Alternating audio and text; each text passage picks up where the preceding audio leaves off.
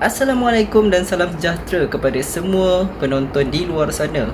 Okey, hari ni saya nak ulaskan sedikit mengenai isu Marvel. Okey, so peminat Marvel di luar sana, kalau yang menonton video ni, okey, korang jangan keraskan hati, korang open mind je lah dengan apa yang saya nak kongsikan ni. Okey, so korang perasan tak Marvel sekarang dia lebih menekankan, dia ada menekankan LGBT dengan gender equality di dalam movie dia. Okay, so mungkin ada yang perasan, mungkin ada yang tak, tetapi dia ada terapkan sedikit unsur-unsur sebegitu di dalam movie-movie dia. Okay, kemungkinannya ini pendapat saya lah, itu adalah salah satu cara untuk menjadikan ianya suatu norm. Okay, so di manakah bukti yang dia terapkan unsur LGBT dan gender equality ni? Okay, bukti pertama yang anda boleh lihat kalau korang tengok movie Shang-Chi The Legend of Ten Ring. Okay, Shang-Chi yang Ten Ring tu, kalau korang tengok movie dia, dia ada tekankan sedikit mengenai gender equality. Kalau korang tengok adik kepada Shang-Chi tu kan perempuan kan, so dia nak sangat jadi macam abang dia lah, nak berlatih, nak berlawan. So last kali waktu hujung-hujung movie tu, adik dia jaga sekolah yang dia mewarisi ayah dia lah. Adik dia ni mewarisi ayah dia. Dan dia kalau korang tengok scene terakhir tu, dia tunjuk lah ada lelaki dan ada perempuan yang tengah berlatih untuk itulah, berlatih martial art. Okay, itu yang pertama, itu gender equality.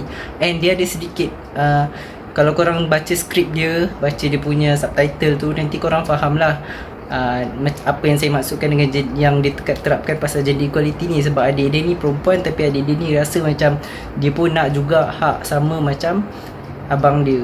Okay, itu gender equality. Untuk LGBT pula, first korang tengok dekat cerita Eternal. Okay, kalau korang tengok cerita Eternal, korang rasa macam tak ada pun kan.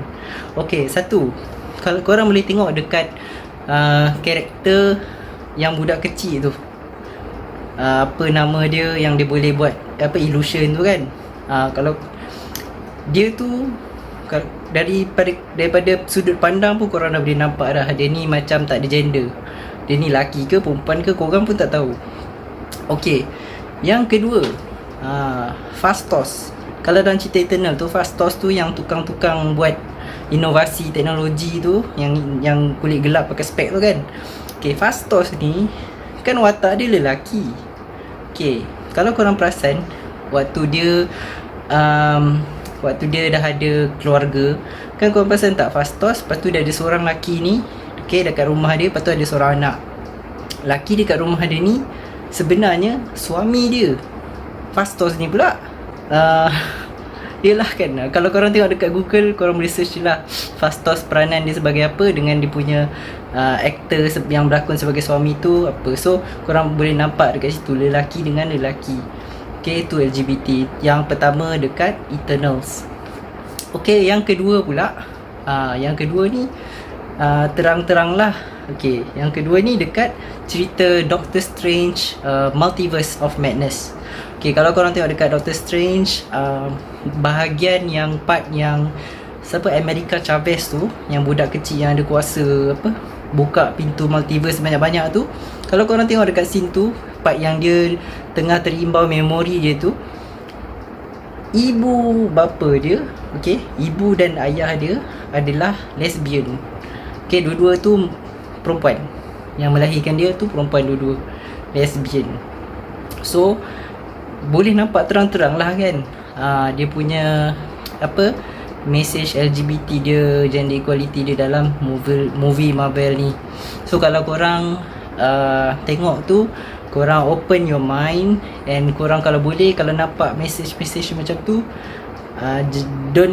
korang kalau boleh lawan dengan hati je lah. Sebab benda ni sebenarnya diterapkan untuk menjadikan kita menerima sesuatu menjadi norm. Okay, so kita tak nak benda ni jadi norm, sebab nanti kalau kita terlalu open sangat dan mengalu-alukan LGBT apa semua ni, nanti boleh jadi macam kaum Nabi Lut dululah kan, bumi diterbalikkan apa semua. So kita tak nak benda ni berlaku. So kalau korang ada nampak ke kan, korang bagilah rating rendah sikit ke ikutlah.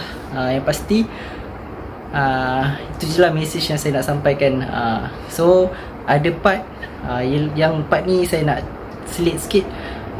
Dan dalam movie Marvel, kalau korang perasan, dia ada terapkan sikit macam dia nak buka sedikit lah, sedikit buku, sedikit secepis identiti mengenai Illuminati.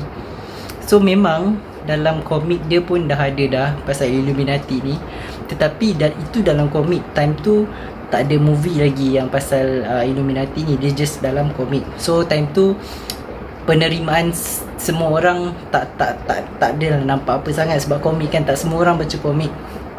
And kalau sekarang, kalau korang perasan kat movie Doctor Strange Multiverse of Madness tu, dia dah buka pasal Illuminati. Illuminati tu walaupun nama group dalam heroes punya group tu, tapi sebenarnya dia nak kita masuk dalam mindset supaya bila nanti satu hari Illuminati ni dah tunjukkan diri diorang sendiri, kita dah macam tak ada apa-apa. So sebenarnya itu adalah one of their strategy untuk menjadikan kita menerima sesuatu secara tidak langsung. Secara, yalah, kalau kita hari-hari nampak sesuatu benda tu and kita dah anggap dia macam ni normal. So itulah strategi diorang sekarang. Diorang nak membuatkan Illuminati ni nampak normal di mata kita. So and kalau korang tengok Doctor Strange dah ada mata satu dekat atas ni, itu pun salah satu juga. Okay, dia nak bagi kita sebenarnya ready je lah. Okay, kemunculan Dajjal ni, dia orang pun dah tahu Dajjal ni akan keluar. Dia orang sendiri yang lagi seronok tunggu Dajjal keluar. So nanti kalau Dajjal dah keluar tu, kita jadi macam tak terkejut lah, macam Dajjal dah keluar. Dia jadi macam tu. So Doctor Strange ni konon-kononnya dah jadi macam Dajjal. So itu je lah poin-poin dia, walaupun berterabur sikit poin saya, tapi itu je lah yang saya nak cakap. Okay, so terima kasih kerana sudi mendengar dan menonton video ni. Saya harap tak ada yang, mungkin saya harap peminat-peminat Marvel di luar sana tidak mengecam saya, sebab saya just berkongsi pendapat dan apa yang saya nampak. Sebab setiap benda yang saya lihat dalam movie, saya sebenarnya saya observe detail, okay, mengenai isu-isu yang terkait dengan ialah Islam kan. Semua benda dia ada dia punya had dia, dan ada dia punya syariat-syariat dia. So kita tengok dengan mata terbuka lah.